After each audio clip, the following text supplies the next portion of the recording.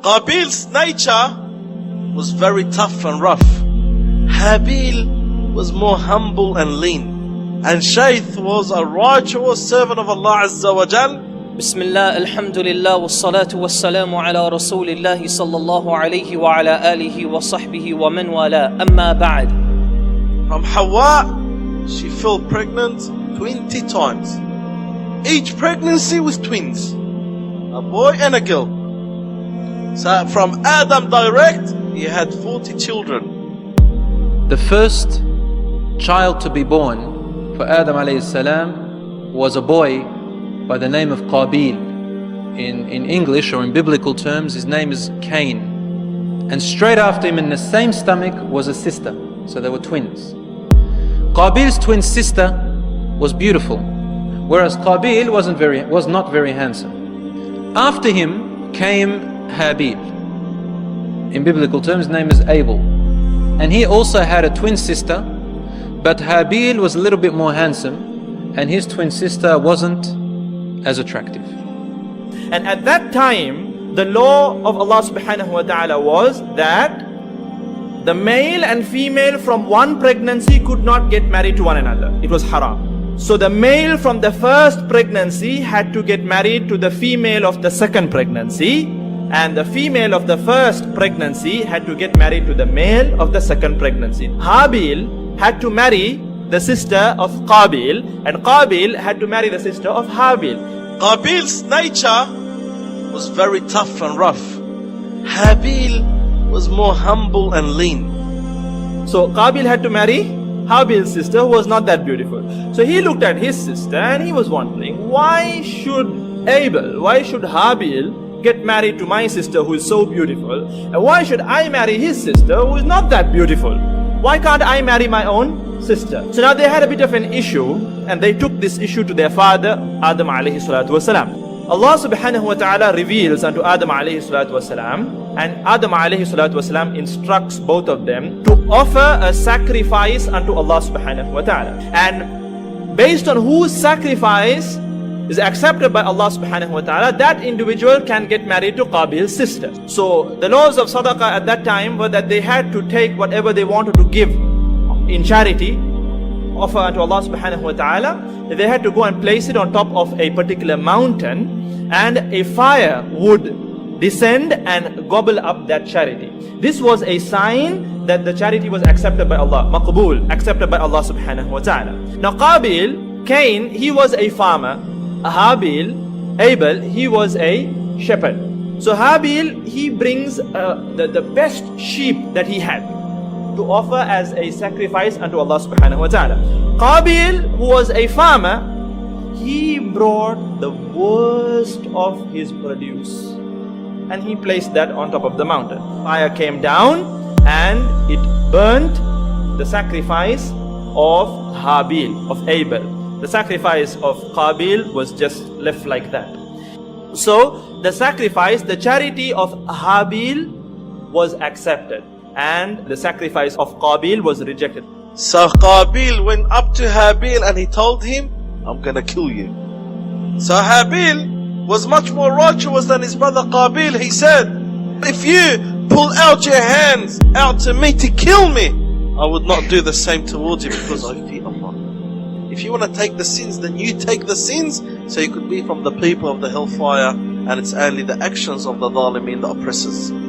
So Qabil, now he starts to plot and plan how to kill his brother Habil. And one day Habil gets late to return home. He had gone to tend to his animals, and Adam alayhi salatu wasalam was now worried, where is Habil, where is Habil? And then he instructs Qabil, why don't you go and look for your brother, see whether any harm has befallen him, and bring him back home safely. Qabil goes out to look for Habil, and whilst he was going by the area where Habil used to let his animals graze, he finds Habil fast asleep by a tree. Qabil grabbed a massive rock and came and crushed his mother's head with the rock. And Habil was the first human being to be ever killed on the surface of the earth. The Prophet ﷺ said, from that day to the day of judgment, every innocent life that's been killed, Qabil gets a part of the sayyat. Why? Because he is the first one to start this killing and murder. And Qabil feel guilty. I killed my own brother. I got deceived, brainwashed by the shaitan. I killed my own brother. And he looks at his brother is dead, bleeding. So what does he do? Leave him like that? So Qabil put Habil on his back and went. He doesn't know what to do. Never heard of someone being killed. Never heard of someone being dead. They don't know what to do with a dead body. Confused what to do with his brother. At that moment, Allah subhanahu wa ta'ala, in front of Qabil, 2 crows will come. One crow will kill the other one. And then after that crow will kill the other one, will dig up a hole and bury that crow and cover him with the dust. So Qabil saw that. He knew that's the way to do with his brother. So he dug up a hole and he buried his brother Habil in that hole. And then he became from the guilty ones, but did not repent. Now what did Qabil do after that? Qabil, he grabbed his sister and he ran away from Adam. He's too shy to face his father, and lived on the flat surface of the land. Qabil was the first human being to live on the flat surface of the land. Qabil did not go back to his father. Information was known by his other brothers and sisters, and the news came to Hawa first, to their mother. Some narrations say that Iblis himself came to Hawa, and he said to Hawa, Qabil killed Habil. And she said, killed? What does kill mean? And Hawa didn't know what death was. She said, what do you mean? What's killing? What's death? Iblis told her, it means that he can no longer eat or talk or walk or drink. Then she started to cry. Adam alayhi salam approached Hawa and he asked her what's wrong. And she wouldn't answer. She kept on crying. He asked her a second time. She wouldn't answer. She kept on crying. And he asked her a third time. She kept on crying and she wouldn't answer. Finally, Adam alayhi salam, he said, this is what the women among our children, they are more emotional at time of death and they will cry more. So Adam alayhi salam kept silent in relation to the news, but he said to Hawa, this will be the inherited attribute of our daughters. And then Qabil with his sister started to produce kids, and then the descendants of Qabil started on one side and Adam alayhi salam on the other side, and the corruption started to spread from Qabil and his descendants. And then after the death of Adam, it was his son Shaith. Shaith is one of the Anbiya who is not mentioned in the Quran. He is a Nabi that we know from Sunnah. Rasulullah says Allah subhanahu wa ta'ala had revealed 104 scrolls, 50 of them on Shaith. Sayyidina Shaith received revelation from Allah. He is the son of Adam. Adam gave wasiyah to Shaith to take care of the affairs of mankind. Shaith means the gift of Allah. When Adam alayhi salam lost Habil, and Adam loved Habil because of his righteousness, Allah subhanahu wa ta'ala replaced Habil with Shaith. And Shaith was a righteous servant of Allah Azza wa Jal. This son of Adam was very close to him. He obeyed his instructions, he learned from his father. He actually used to remind his brethren, his brothers and the nephews and so on, and the grand-nephews. Whilst Adam alayhi salatu wasalam was alive as well, he continued to remind people of the beginning, because there was nothing else to remind them about at that particular time, besides to worship Allah alone and how shaitan had made a promise and so on. And from his progeny, from his children came most of the prophets. And some say all of the prophets ended up in his lineage.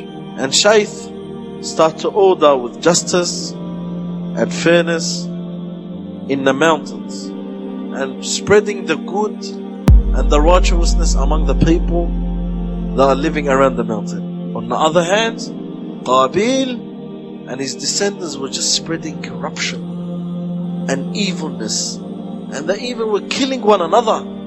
And even the habits of their father was even increasing among them, killing each other, and haram spreading among each other. So you had the people living in the mountain, the people of the good, and the people of evilness living on the flat surface of the land. And Qabil's descendants, their men were not as good looking as their women. And Shayth and his people, their women were not as good looking as their men. And from that door, Shaitan played a big role to make the fitna in between. One of the orders of Shayth among his people, he forbade them to mix with the people of Qabil. And they followed it, they did not mix, and they were saved to a great degree. After some time, a problem arose. Shaitan went to that side in the form of a handsome man.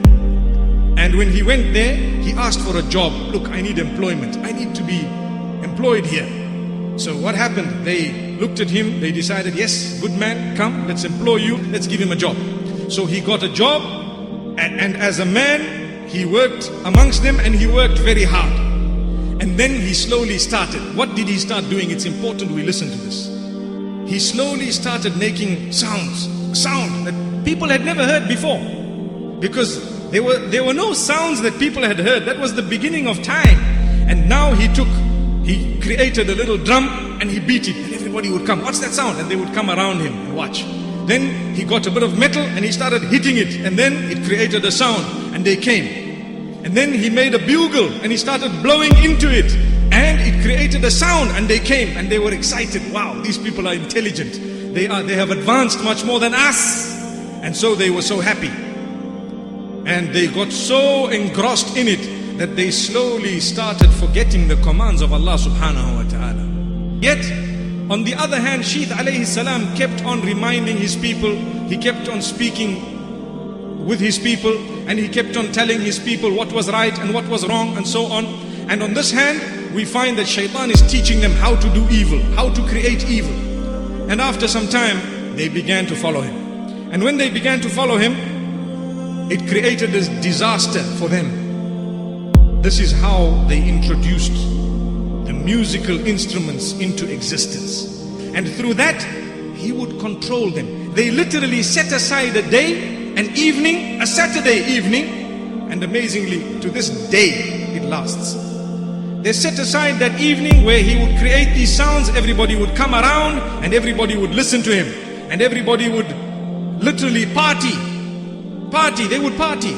Until there came a time when some of the youth from Shayth alayhi salatu wasalam were visited by Shaitan. And what did he do to them? Something interesting. He went to them and he created a doubt in their minds. He made them ask a question.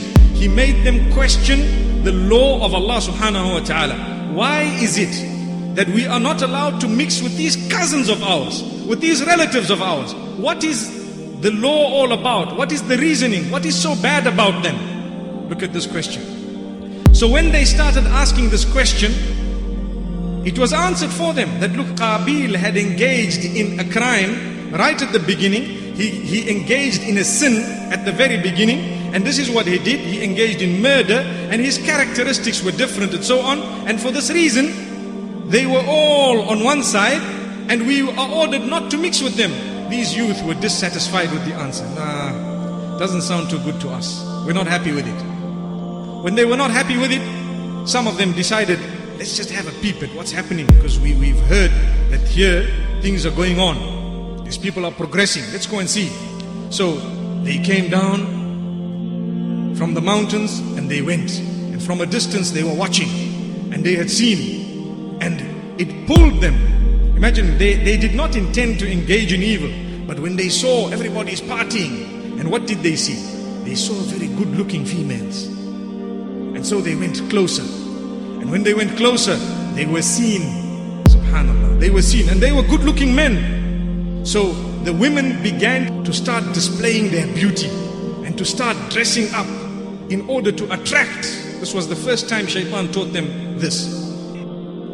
So when that happened, these young men, they came in and they enjoyed themselves. They had music, they had women, they had so much. They were partying, they were enjoying, and they went away. So as the men came back, they told the other youngsters, hey, you don't know what you're missing out on. You see there, they've got different sounds, and these sounds are amazing. Now look, Shaitan uses sound to control man. Wallahi, if you take a look at what a beat is. What is a beat? You start tapping your fingers. What happened? Who's controlling this finger of yours? Shaitan. What happens to your toe? It starts flicking. What happens to your head? It starts moving. What happens to your waist? It starts shaking. Allahu Akbar. So thereafter, these people came back with a bigger group. And they came back with a larger group. And the group was growing. And every time that party happened, there were people from this side who used to quietly go to that side, and they used to engage in sin. The first sins, music was invented. And what else was invented? Created was adultery. May Allah subhanahu wa ta'ala safeguard us. After Adam alayhi salam, Sheeth lived on for a few more decades. Sheeth alayhi salam, at his deathbed, after him, he entrusted it to his most noble son. His name was Enos, who carried out his mission after him. Then after him, his son Canaan, and then his son Muhallalal took the charge of the mission. Muhallalal is the one whom Persians, they claim to be the king of the 7 regions. It says that he was the first to cut trees, build cities and big castles. It says that he built the city of Babylon. He defeated Iblis, they say, and his army, and then scattered them into mountains and valleys and killed a huge number of them, as though there was a war between him and the jinns. Allah subhanahu wa ta'ala knows best about this. And they say he had a splendid crown, and his rule lasted for about 40 years after his last father. After him came a son named Jared, who took charge of his mission. And here the Quran, the next man or the son that came after him, the Quran mentions him. His name is Idris alayhi salam. وصلى الله وسلم وبارك على نبينا محمد. سبحان الله بحمده سبحانك اللهم وبحمدك نشهد أن لا إله إلا أنت نستغفرك ونتوب إليك.